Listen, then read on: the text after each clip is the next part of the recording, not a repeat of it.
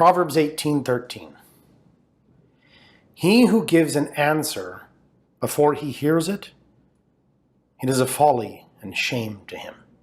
This quote we see, I believe, actually really borne out in a story about Jesus Christ himself. Some of the people, therefore, when they heard these words, were saying, "This certainly is the prophet." Others were saying, "This is the Christ." Still others were saying, "Surely the Christ is not going to come from Galilee, is he?" So a division occurred in the crowd because of him.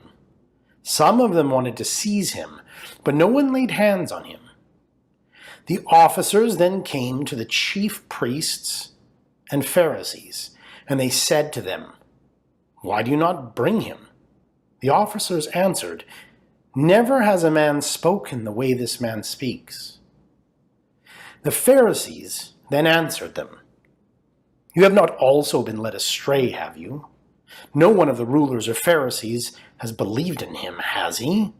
But this crowd which does not know the law is accursed." Nicodemus said to them, "Our law does not judge a man unless it first hears from him and knows what he is doing, does it?" So in this story, Jesus Christ is speaking, and many people are around trying to figure out who he is. Is he the prophet? Is he the Christ?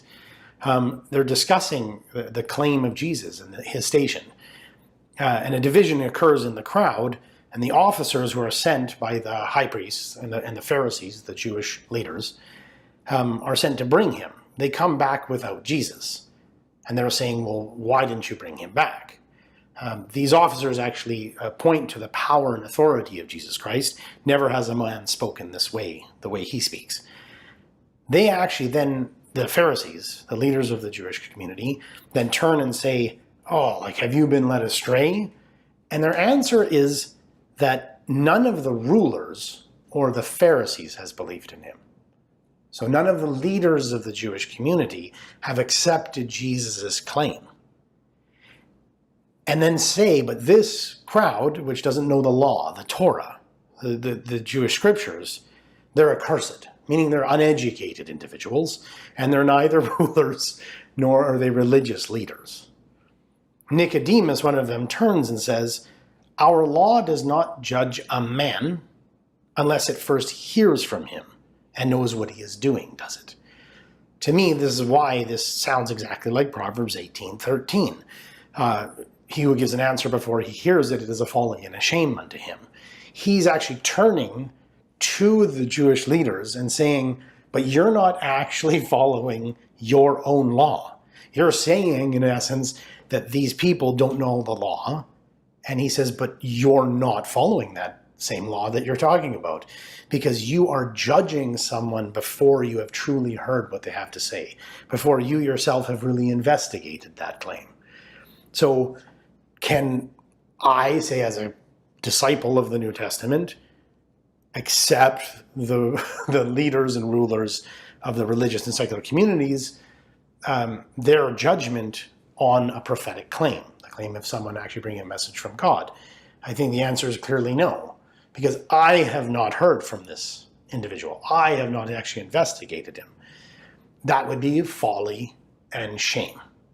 And the brethren immediately sent Paul and Silas away by night to Berea. And when they arrived, they went into the synagogue of the Jews. Now these were more noble-minded than those in Thessalonica, for they received the word with great eagerness, examining the scriptures daily to see whether these things were so. So Paul and Silas, two great teachers of the New Testament, are being sent to Berea, a city. They were previously in Thessalonica, another city. When they come to actually Berea, they enter the synagogue, the church or temple of the Jewish people.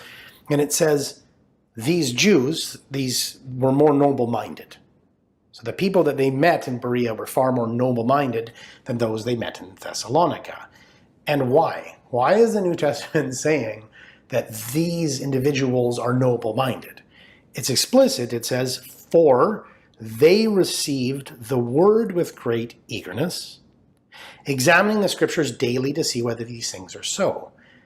So they hear of the message of Jesus Christ from Paul and Silas, and they receive it with great eagerness, not deciding that it is true, but being eager to search the scriptures to see if these things are true.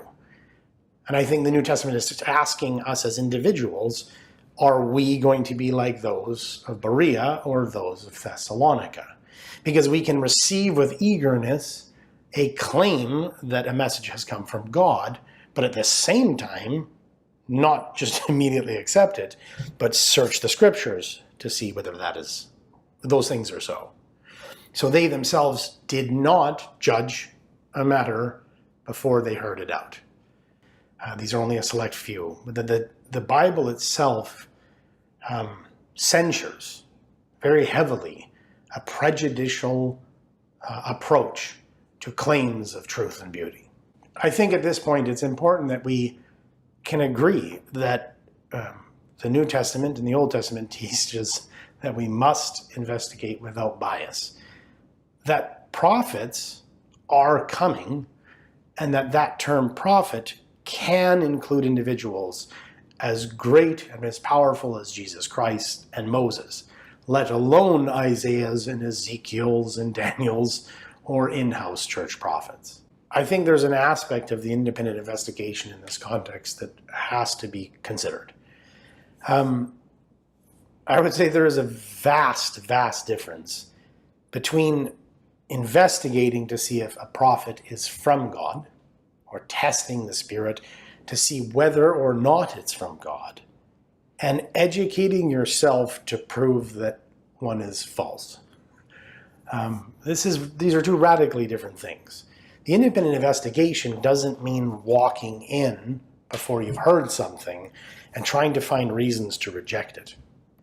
And I think this is often what happens, because I will actually have a discussion with a friend or brother or sister from the Christian community and other communities as well that will say, well, I have investigated, I have looked at them. But what this often actually is incorporated by is actually seeking, say, anti-Buddhist websites written by Christians, or looking actually at Islam from the viewpoint of biblical scholars or priests or ministers that were actively attempting to show that it's false.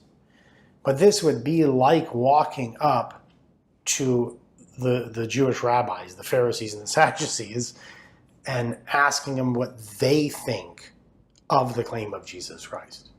It's important to note that this, if you will, a false investigation can actually be, even in the case where someone has taken the time, say, to read the Quran or the Bhagavad Gita if they're a Christian, but do so, and their fundamental sorting is actually looking for problems and obstacles. Oftentimes, this is actually how it's carried out. It is important to understand that the New Testament and the message of Jesus Christ itself was, I think I can say, self-evidently seen as going against what the Jewish people expected.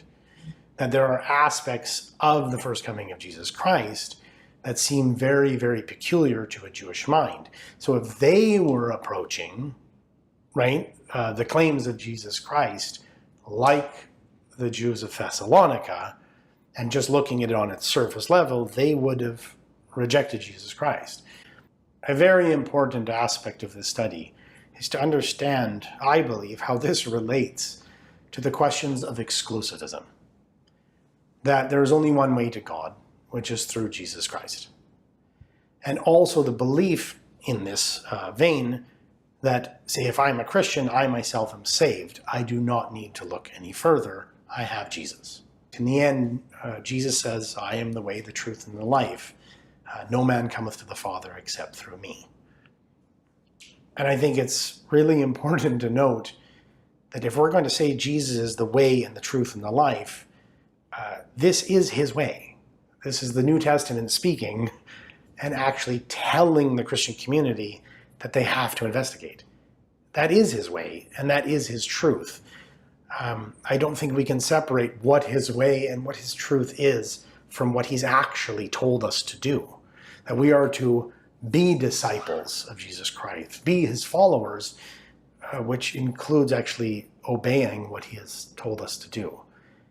And his revelation unto humankind has told humanity to test the spirits, to see whether they're from God. His truth and his way includes that he will send prophets. His truth and his way is that figures are coming that must be investigated, and that this is life, because he is the way, the truth, and the life. If you love me, you will keep my commandments. This is from John 14. If we love Jesus Christ, and we see him as the way, the truth, and the life, then we will actually keep his commandments, follow what the New Testament says. And the New Testament tells us that we must investigate without bias, that prophets are coming, and that I think if we're not being arbitrary in our definition of what prophet means, a prophet, the term which is applied to Jesus Christ himself. And this investigation, the truth and the way of Jesus Christ, is linked to life, to salvation. That we're told that we must investigate to see if these spirits are from God, because he is sending prophets to us.